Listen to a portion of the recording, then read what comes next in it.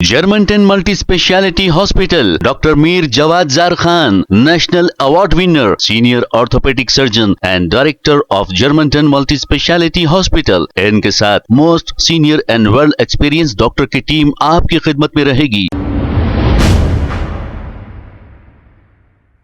अस्सलाम वालेकुम नाज़रीन, 7H न्यूज सच को रखे आपके आगे। चादरघाट पुलिस स्टेशन हुदूद के इलाके मलकपेट अकबर बाग में एक जुलूस के दौरान हल्की सी कशीदगी हो गई थी। तफसीलात के मुताबिक ऐसा बताया जा रहा है कि किसी ने इस जुलूस पर अंडा फेंका, इसी को लेकर मामूली सी कशीदगी हो गई थी, लेकिन पुलिस बर वक्त मौके पर पहुंच गई और इस मामले को कंट्रोल कर लिया। आइए देखते हैं इसी की ये रिपोर्ट।